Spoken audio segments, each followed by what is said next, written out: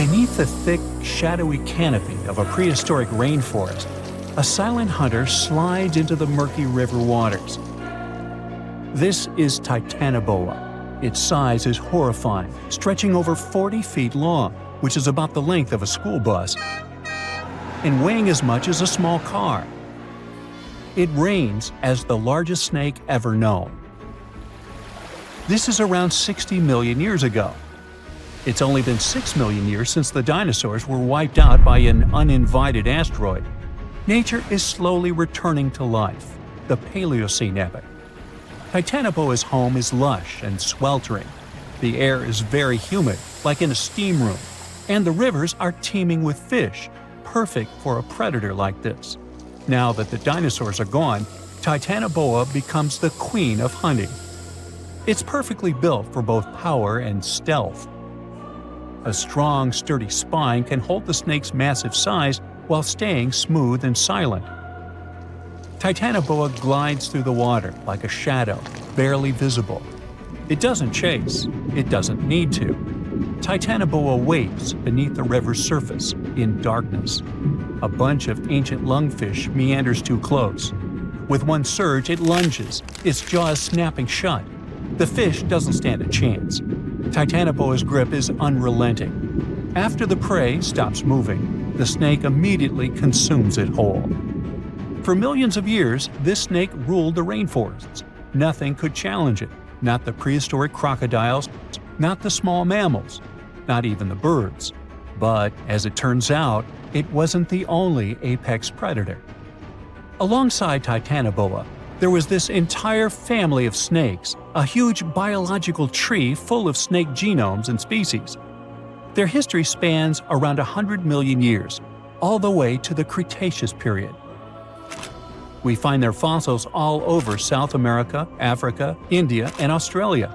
That's because they evolved in the Gondwanan continents. Back then, all of this was one huge landmass, and they lived right in the heart of it. Now, this family coexisted with all the dinosaurs. The dinosaurs ruled the world back then, and the snakes couldn't be all that dangerous. They lived in the dinosaur's shadow, adapting to survive. Some of them fed on small mammals. Others waited for the dinosaur eggs to hatch. Some were super bold and went straight for baby dinosaurs. Fossils of one species showed the remains of a little Titanosaur, that giant long-necked dinosaur, inside its stomach. And when the age of dinosaurs finally ended in a fiery cataclysm, it was time for these snakes to celebrate. After the asteroid disaster, the world entered a new era of heat and humidity. The warmer the climate, the easier it is for cold reptiles to thrive. Snakes, including Titanoboa, grew larger than ever, but so did the members of this family. All the snakes spread across continents, growing larger and scarier by the century. And eventually, Titanoboa stopped being the only ruler of jungles. Fast forward to about 47 million years ago. Now it's the Middle Eocene epoch, the tropical lowlands of what today is Western India. A lush, swampy place, full of rivers and pools. The earth was warmer, with turtles and crocodile-like creatures basking in the sun. And there evolved the largest and most fearsome predator of them all, Vasuki indicus. Even the name feels important. Vasuki, the serpent king of Hindu mythology, a colossal snake that's coiled around the neck of Lord Shiva, strong and loyal. And the indicus part is because the snake's fossils were discovered in India.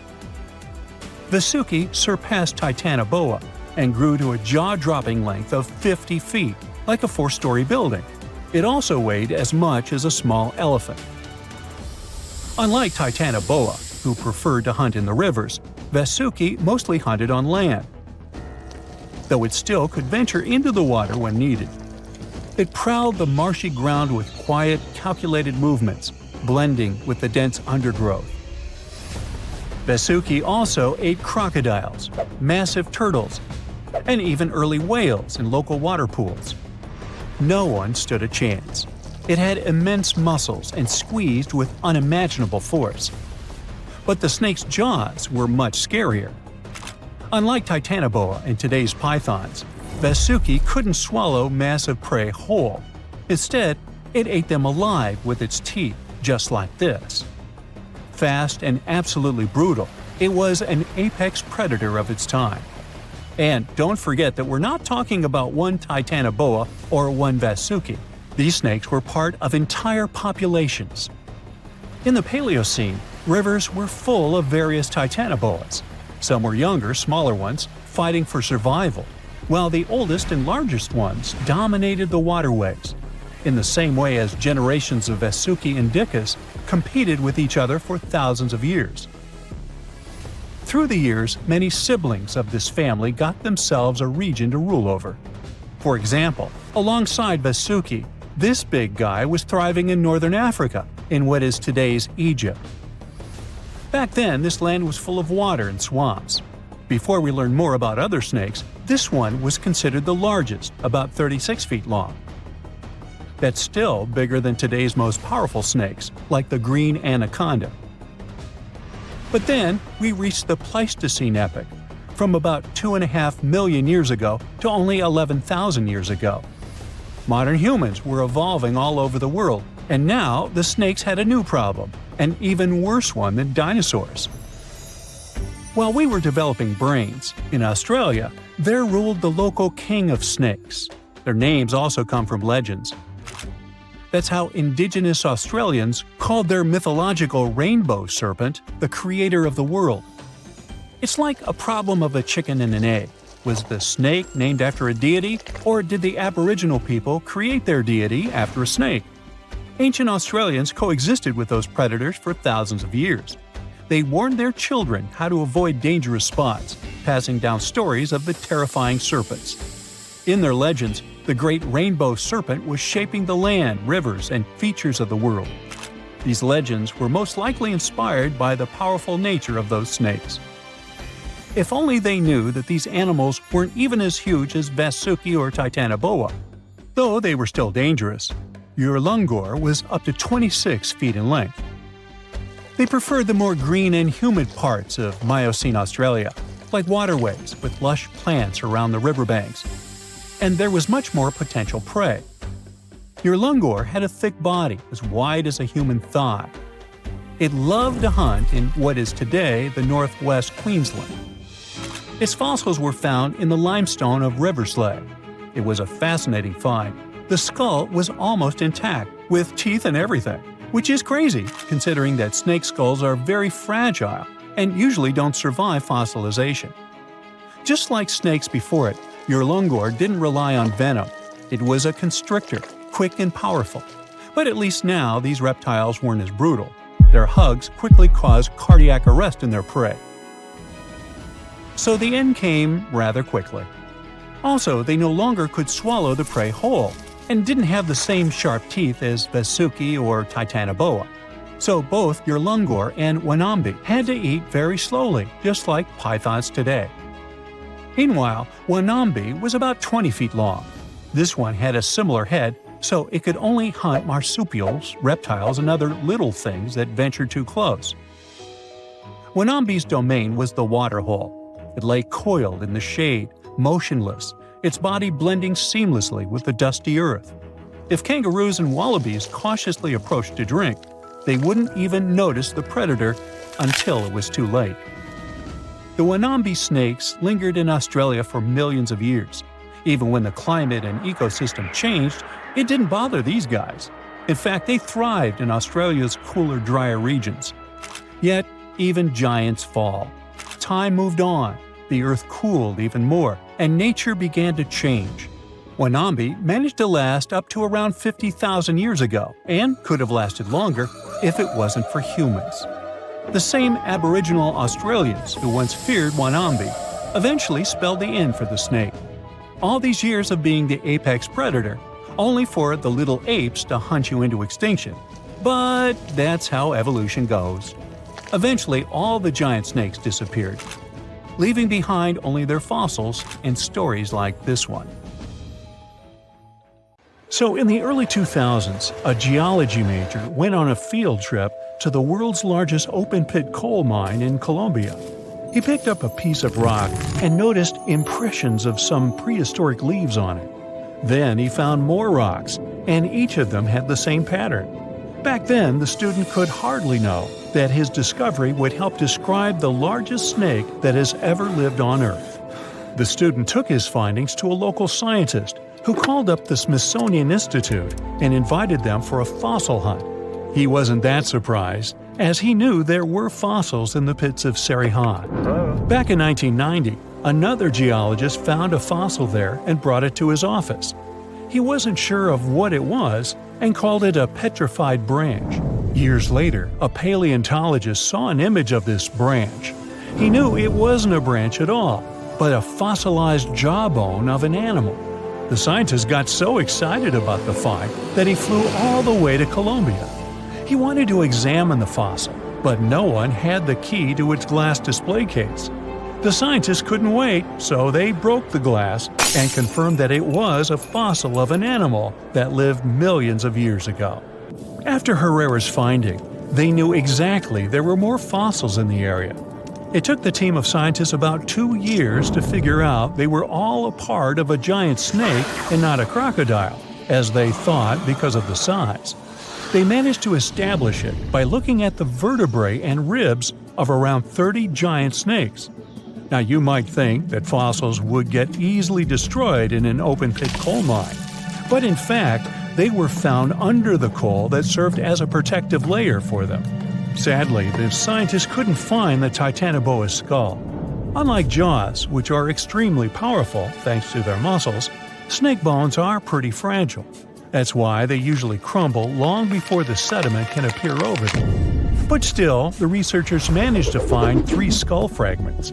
Thanks to this discovery, they've made a full-scale replica of the snake's head, which supported the theory that it used to be one of the largest predators of its time. If you're starting to freak out, don't worry, so am I. They also established it was related to modern boas and anacondas. That's how Titanoboa got its name. It's basically a titanic boa. The huge snake was officially described in 2009. Titanoboa was thriving around 60 million years ago, 6 million years after the Tyrannosaurus rex roamed the planet. Back then, it enjoyed the climate of the area in South America, which is now Colombia and Peru. It got almost as long as a bowling lane, 50 feet, or twice as long as the biggest snake living today. It was as heavy as 4 giant anacondas. It got this long and this heavy thanks to a lucky coincidence. Snakes are cold-blooded animals, so they need a warm climate to live and grow in. Northeastern Colombia was perfect. It was about 90 degrees Fahrenheit when Titanoboa was alive. Titanoboa wasn't that fast, especially on land, but it most likely spent much time in or near the water. Our hero could swim at a speed of up to 12 miles per hour. Like present-day snakes, it could wriggle around and change direction really quickly. Scientists still aren't sure if it could climb trees. Paleontologists believe that Titanoboa had brownish or grayish skin. It was the perfect color for the serpent to hide in the muddy rivers of the tropical rainforests. But then again, I don't see why it would have to hide from anyone, given its size. The largest snake ever wasn't venomous, but it didn't stop it from hunting any animal it wanted. And although it could choose pretty much anything, its favorite meal was most likely fish. Whew. Scientists decided so based on the snake's palate and the number and type of its teeth. You can't recreate the giant's diet today, as all of those fish types are also extinct. When it wanted to spice up its menu, Titanoboa dined on other reptiles. It sneaked up on its prey and got them down with one quick strike. Its bite had a very special design. The structure of its jaws let Titanoboa clamp down on the body of its prey, so there was no escape. Titanoboa also had a mean set of thin and pointed teeth. They bent inwards in the snake's jaw like fishing hooks. This little feature helped Titanoboa get a grip on its prey and prevent the slightest chance of its running or swimming away. It could most likely easily swallow even large turtles and crocodiles. Now, all that sounds pretty scary, but we have nothing to worry about as Titanoboas are long extinct, right? Well, Technically, as the temperatures on Earth are going up, it's quite possible that snakes might also grow in size. They love heat more than anything, so they should feel comfortable here. Of course, that would be a completely different snake, but it's not impossible that we'll see something similar to Titanoboa. But before you think of escaping to another planet, remember that huge snakes would need something huge to eat. Such giants prefer to wrap around something huge and swallow it. Most people would be simply too small for them. So unless the huge snake was starving, I don't think it'd waste its energy on attacking anything too little. Plus, like any other snake, Titanoboa had a sharp and delicate sense of smell, needing exceptional conditions and was sensitive to vibrations. A little too smelly, too noisy, too cold, too dry, or too wet, and the snake wouldn't go near this place unless absolutely desperate. So, if you live in a big city, your chances of meeting a huge snake like Titanoboa are about zero. Rural areas are something different, but the only place where the giant serpent would consider living would be near the equator. We already have some pretty giant snakes in the warmest regions of the world. Amethystine python, or less poetically, scrub python, is a gentle giant. It's the largest snake in Papua New Guinea in Australia. It can grow to the enormous size of 28 feet and weigh up to 77 pounds, which is about as heavy as a Dalmatian. Scrub pythons are pretty curious, sometimes slithering inside people's homes in Australia, but they're mostly harmless to humans. Their favorite food is rodents, bats, and birds that come to streams for water. Until then, pythons quietly lie in wait. They have heat sensors in the pit of their muzzles. They help the pythons better see warm-blooded animals they can have for dinner. The African rock python is one of only 11 living species of its kind. It's currently the second largest snake on the planet. This huge brown snake reaches lengths up to 20 feet and weighs about half as much as the giant panda. It's very serious about its meals, as it can catch an antelope and eat it whole. Even the cold-blooded crocodiles are afraid of this beast because it can easily eat one of their kind too.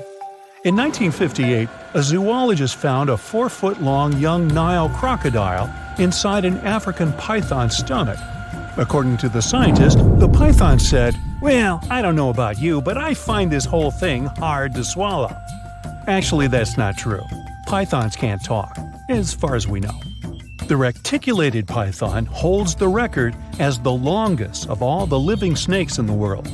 The largest of these guys made it into the Guinness World Records in 2011 with a length of 25.2 feet. Its name is Medusa, and it lives in a zoo in Kansas City, Missouri. An adult reticulated python is large enough to swallow a human whole, or a whole human, either way. But these snakes are mostly quite peaceful and prefer to lie down without much movement. Although many pythons have dwarf forms that are much smaller than their full-grown cousins, reticulated pythons also have super dwarf forms. You can keep one of those as an 8-foot-long pet. Yes, it's considered a dwarf form, although it's longer than the average human is tall. You know, somehow I still don't find that comforting. You wake up in the middle of the night to a phone buzz. You know what time it is, you ask sleepily, but then you sit up in a jolt. "Get your stuff and go outside. They'll come fetch you in 10 minutes," says a male voice on the other end. You step out of your house and watch as a small helicopter descends on your lawn. You get inside and meet a scientist there. She's a specialist in archaeology and paleontology. As the helicopter takes off, she tells you that something terrible happened on one of the islands in South America, and you're flying directly there, right now. The whole operation is secret, so you're asked to give up your mobile phone. The helicopter flies far beyond the night city and lands at the airport. From there, you transfer to a plane and fly to the coast of South America. You land on a small island, and a guide ushers you to a jeep waiting nearby. For several hours, you and other scientists drive through the hot jungle. The road ends, and you continue your journey along a narrow path. You notice that the further you go, the quieter it gets. The birds don't sing, not even the leaves on the trees rustle. The jungle finally ends, and you find yourself on the coast. There are many tents with scientific equipment, people, and cars. Several people in black suits lead you toward some fallen trees. You end up in the middle of a large trench that leads to the ocean. The trench begins in the forest, right at the fallen trees. Judging by its size, a train could have passed here, but the truth is much scarier. After some research, you tell people the creature that left such a trace became extinct about 60 million years ago. The creature that uprooted so many trees is the largest snake that ever lived on Earth. You and the others must find out how this reptile managed to survive and where it is now. Titanoboa usually lived in tropical forests near swamps. Apparently, the island is its home, but now something has forced the snake to crawl away into the ocean. You carefully examine the trench, then the fallen trees, and declare the snake was not alone. It was fighting something as big as itself. Everyone looks at you in shock, and the next moment, a deafening roar comes from the water, breaking the ocean's surface like a monstrous dolphin. A Mosasaurus emerges from the deep. A huge reptile that lived from 145 to 65 million years ago in almost all waters of the world. It looks a lot like a crocodile, has smooth, dark scales, a fin at the end of its tail, and flippers instead of legs. It measures 55 feet long, which is about the size of a 5-story building, and weighs like half a subway car. And this huge dinosaur is coursing the waters near the shore right now, in front of you. With its large fins, it creates waves that wash away several tents on the shore. People on the island scatter away in all directions. Several ships and yachts are capsized. People on lifeboats are hurrying to the shore. Mosasaurus was one of the most formidable predators, not only in the sea, but also on land during the Cretaceous period.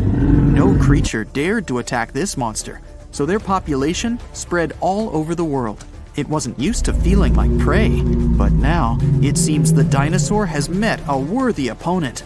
The Mosasaurus dives back into the water as if running away from something. A few hundred feet away, you notice a long, smooth body of the Titanoboa. It's stretched out to full length and is swimming after the Mosasaurus. The snake is 42 feet long. This is 1.5 times more than a rail car. The biggest snake on the planet comes to grips with the scariest underwater dinosaur, and you're standing witness.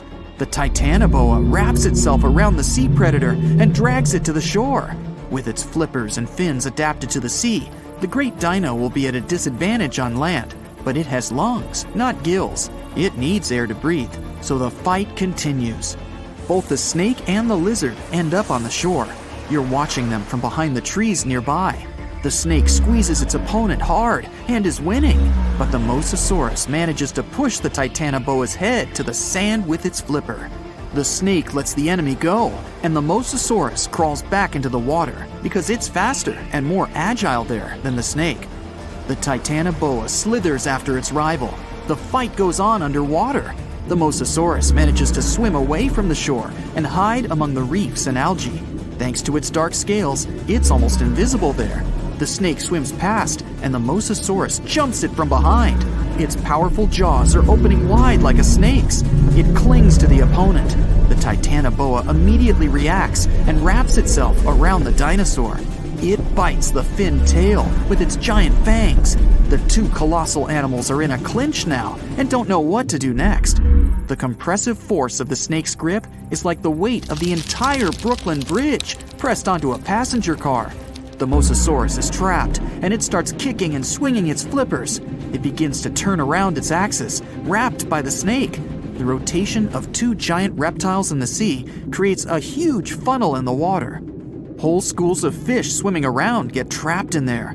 The Titanoboa becomes dizzy from this merry-go-round. It loses concentration and opens its jaws. The lizard uses all its strength to break free, and the snake swims away from it. Now the dinosaur is chasing its opponent. The Titanoboa emerges from the water, not far from the shore. Helicopters fly around the island, recording the events. Yachts and small fishing boats sail to the site of the Battle of the Titans. The Titanoboa crawls out of the water and is about to disappear into the jungle, but the Mosasaurus grabs it at the last moment. There are 2 rows of teeth in its upper jaw. One of them is located closer to the pharynx. This row allows the dinosaur to hold its prey while the prey resists. The duel continues on land. The trees around the two monsters shatter into splinters. The Titanoboa wraps itself around the enemy, opens its huge mouth, grabs the dinosaur's tail, and begins to slowly swallow it. The Mosasaurus realizes the great snake's strategy and begins to thrash around. The snake blocks its movements, so the dino digs into the sandy beach. After a short while, a large pit appears beneath the monsters. The sand gets into the snake's eyes, and it lets go of the opponent. The Mosasaurus is again slowly crawling towards the water, and the Titanoboa is in no hurry to catch it. You can see the reptiles are tired. The Mosasaurus swims away from the shore and stares at the snake. From the shore, it looks like an enormous log. Two eyes the size of a football gaze intently at the snake. The Titanoboa lies in the sand and breathes heavily. Then, it stretches to its full length and looks back at the Mosasaurus. The snake's long body slowly bends, its muscles tense. The reptile is preparing to lunge. The dinosaur is slowly heading toward the shore. It growls and paddles with its flippers. Like a seal, it squelches through the shallow water towards the Titanoboa. The snake uncoils like a spring towards the enemy. At great speed, two predators collide with their heads. The hit is so strong, they lose their bearings and move away from each other. Now, each of them feels like a loser. The dinosaur slowly paddles into the water, and the snake returns to the jungle.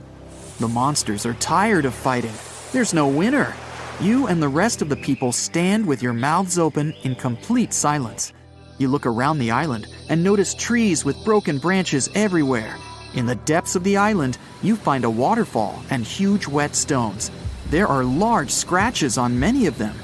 Somehow, millions of years ago, lots of ancient reptiles managed to survive global disasters on this island. And now, there are only two left.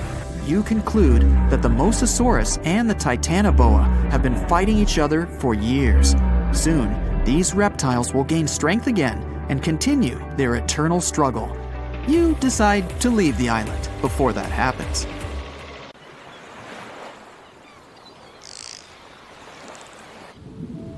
A pod of dolphins is happily playing near the water's surface in the North Pacific Ocean on a sunny day.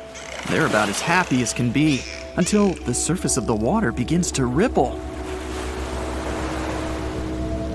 It becomes more pronounced, like a possible tsunami or an underwater volcano preparing to blast. Their instincts tell them to hightail it out of there, but they don't know which way is the safest path out.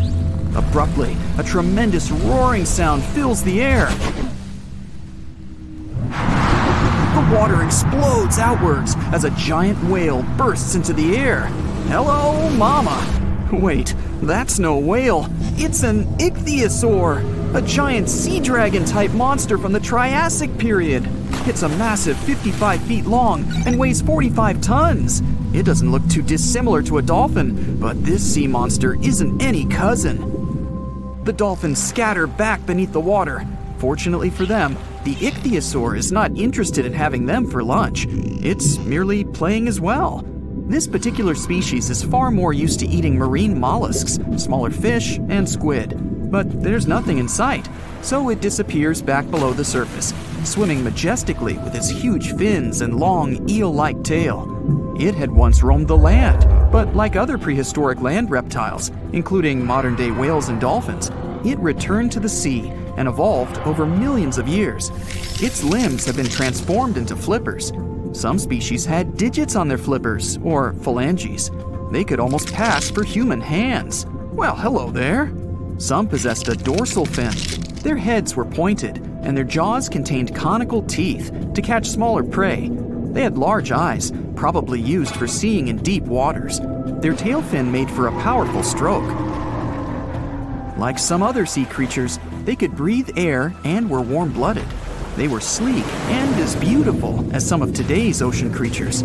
Unexpectedly, an underwater time vortex opens in front of it, sucking in everything in its path like an underwater black hole.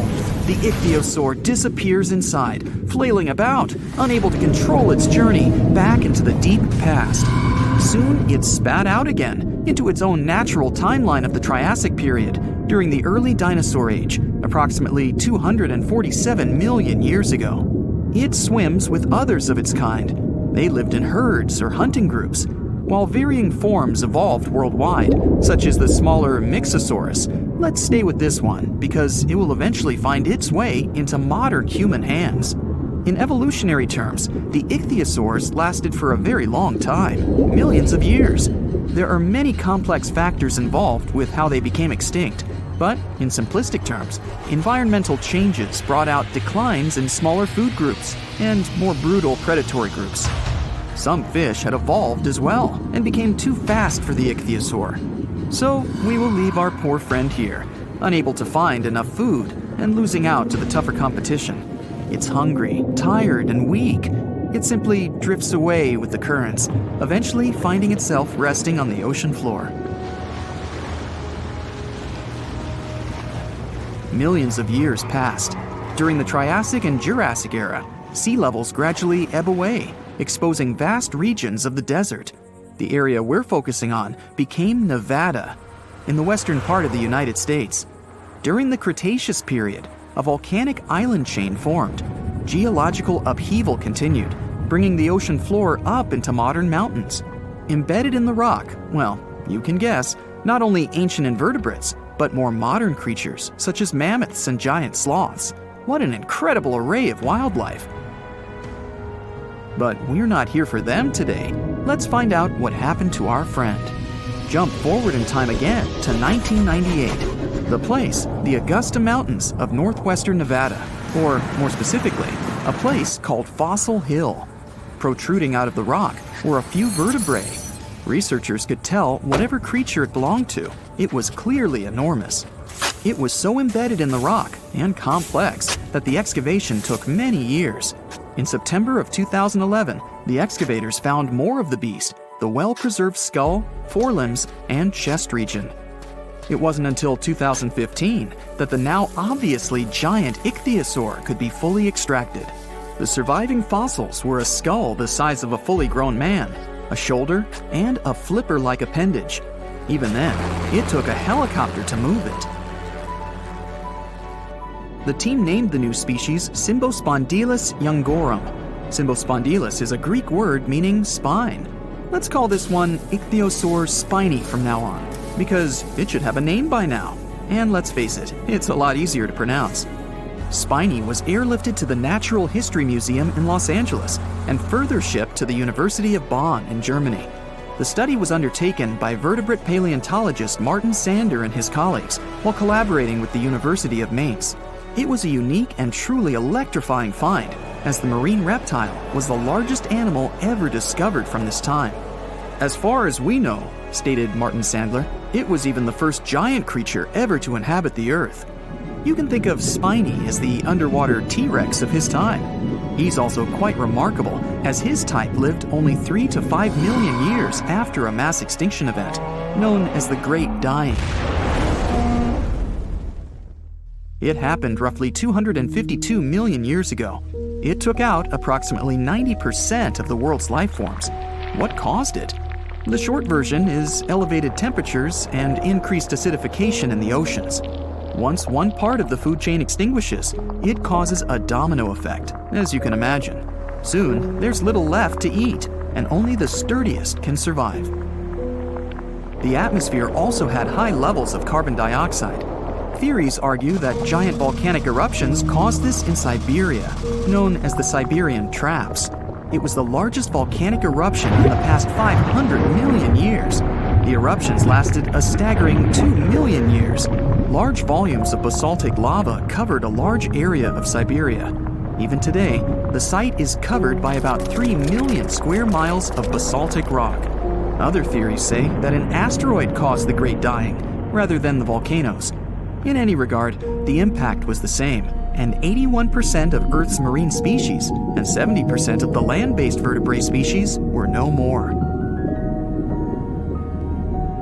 There have been numerous mass extinction events, but Spiny's size and existence are extraordinary compared to the Great Dying.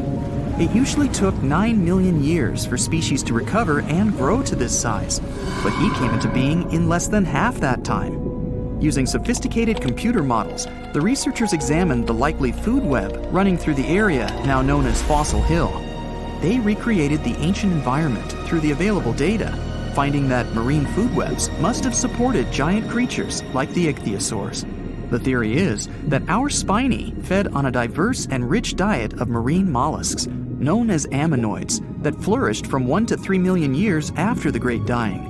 The now extinct ammonites filled the ecological void following the mass extinction and had excellent living conditions without much prey to interfere with them.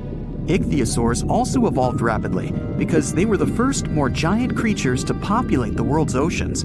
The mollusks they fed off were also exposed to less competition. Spiny had a massive food supply. He chowed down like there was no tomorrow. Unlike whales that become large due to eating foods like plankton, Spiny and his fellow species grew big on the ammonites, and it took them a much shorter time. That's a good message for you kids to eat healthily. The exciting thing for us today is that these results show that marine ecosystems can build up and respond well to such dramatic changes as climate, atmosphere, or water conditions. They may have had different pathways, but some ichthyosaurs and whales have similarities. They both have large sizes and a lack of prominent teeth. Sperm whales dive deep to hunt giant squid. Spiny hunted similarly. They use a type of filter feeding to extract the food from the water. Our friend likely ate fish and possibly squid, and ever smaller ichthyosaurs. Ouch. Other ichthyosaur forms had lots of teeth, with a skull more like a giant lizard. They had razor-sharp teeth. Ichthyosaurs swam the ancient oceans for nearly the whole of the dinosaur age. Ichthyosaur fossils have been found in many other countries, such as England, Norway, Japan, Germany, Colombia, China, and Australia. They were the underwater planet rulers of their day. As the sun sets 250 million years ago, we might imagine Spiny having a better outcome than he ultimately did, and popping his head out of the water to watch the orange hues of the pristine sky.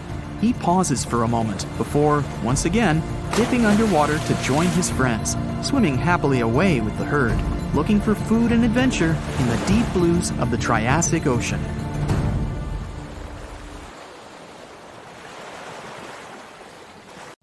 You decided to go scuba diving for the first time. The water is clear and the sun is shining on the seabed. You take a few selfies and the fish swimming by when suddenly the ocean goes pitch black. You look up and, oh my, what is that gigantic animal? It's definitely not a shark, not a whale. Is it a turtle? Yup, but fear not, it's not gonna hurt you. If you had lived on this same Earth about 72 million years ago, then maybe this could have really happened to you. Scientists have recently found the fossils of a gigantic marine turtle that could have grown as big as 12 feet. If you don't have any idea of how big that is, let's see some examples. That's the average length of a hippopotamus, 6 golden retrievers, or 2 Michael Jordans stacked on top of each other. The turtle's scientific name is an homage to that old-school sea monster called Leviathan. Maybe you remember this from old-school history lessons. The Leviathan is supposedly a mythical creature that would swallow entire ships or people that were deemed too greedy by the creature. Can you imagine being swallowed by this humongous sea turtle? No, thank you. The fossils of this gigantic creature began to be excavated between 2016 and 2021, all the way in northeastern Spain. The first fossil was located by a hiker in the Spanish Pyrenees, and it was around 8 inches long. The pelvis of this turtle alone measured around 35 inches. It would definitely be one of the biggest turtles today if it hadn't gone extinct.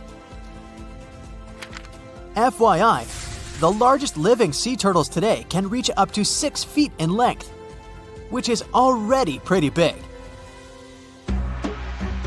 Now, how about a gigantic prehistoric scorpion? I bet most people here are not huge fans of these creatures, especially since they're poisonous, which is why the thought of a 9-foot-long aquatic scorpion might be the stuff of nightmares. Let's just say that if they hadn't gone extinct some 400 million years ago, lakes and rivers would be much more dangerous places for humans today. These gigantic insects were considered to be apex predators in their time, hunting everything from fish to other animals, even of their own kind. Yikes! I got goosebumps just imagining these creatures. Should we thank the asteroid that hit our planet now or later on in this video? Another prehistoric animal that would shock humans if it were still alive is the so-called Megatherium, a gigantic sloth. This huge sloth is believed to have grown up to 20 feet long, and its weight could be up to 8,000 pounds. It was found in the woodlands and grasslands of South America. The creature used to stand on its 2 feet in order to reach leaves on high branches. These giant sloths had huge claws. They helped them climb trees. I gotta say, I feel uncomfortable imagining these elephant-sized sloths climbing trees. Oh, of course, some dinosaurs will make our super-sized creatures list. But before that, here's a fun fact. Did you know some dinosaurs are still alive today? Scientists have proven that birds are classified as theropod dinosaurs. Such infamous creatures as the T-Rex and Velociraptor belonged to this group. I'm sure you've heard these names even before you watched Jurassic Park. The Velociraptor is that scary dino that breaks into the kitchen. Well, they evolved, gained some feathers, and turned into various species of birds we know today. That means that any bird from chickens to those little blue ones is a direct descendant of dinosaurs. Now, does the name Spinosaurus ring a bell? You can see this huge dinosaur in some museums today. Its fossils, I mean. The Spinosaurus was one of the biggest land predators to walk Earth. Actually, to walk its land and water, since scientists believe that this dino was semi-aquatic. It fed mostly on meat, which means humans would be its natural prey if it lived today. This meat-eating dino lived around 90 to 100 million years ago. It was about 60 feet long, 12 feet high, and weighed up to 22 tons. Its head was around the size of 8 bowling balls and was shaped like a crocodile's face. Basically, the Spinosaurus was a big African elephant with the face of a crocodile. Just kidding. But that would look funny though, wouldn't it? A much more attractive dino was this guy. It's considered to be the largest dinosaur that has ever lived on our planet.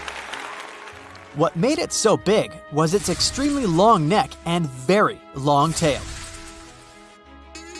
You wouldn't want to stand behind this creature, believe me. If it decided to swish its tail, you'd get catapulted very far away.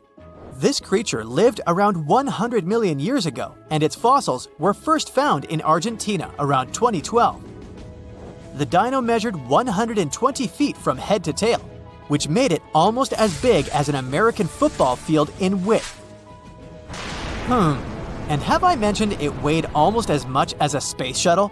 A staggering 75 tons. If it had been a carnivore, it would have probably been the greatest predator. But this big guy was a peaceful herbivore that had such a long neck that it could eat leaves from high trees. Cute, right? We must also talk about the Shastasaurus. As the name suggests, this animal is popularly known as the Mount Shasta lizard. Even though it was a marine reptile and probably never set foot on the mountain itself, this dino was usually around 23 feet long, but there was a specific strand of this species that could get as big as 69 feet long, about the size of the great blue whale. This made it the biggest marine reptile to have ever lived. A fun fact about the Shastasaurus is that scientists believe it didn't even have teeth, which means it could only feed on soft-bodied prey, such as squid, for example. The next animal on our list is the blue whale. Believe it or not, the biggest living animal on Earth actually started small.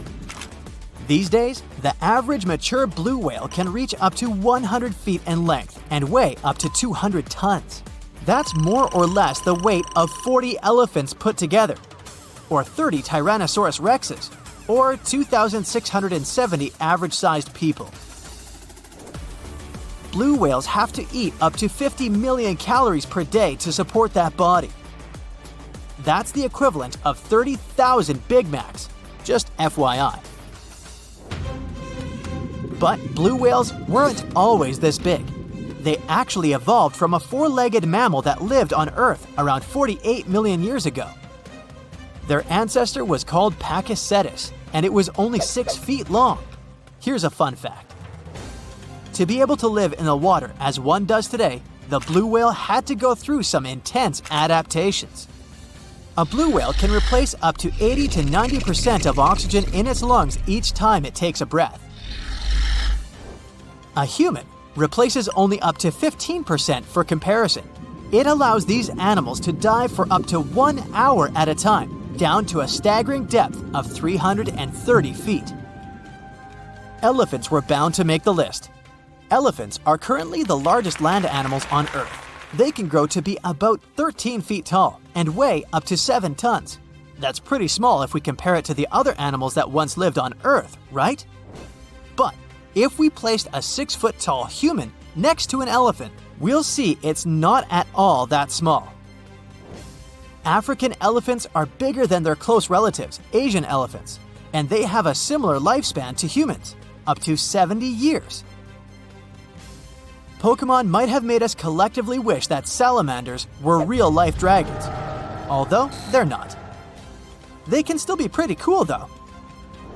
There's a giant species of salamander that is known to be the largest living amphibian. They can grow to be as long as a regular-sized human, reaching up to 6 feet. I bet that wouldn't be a pleasant underwater encounter,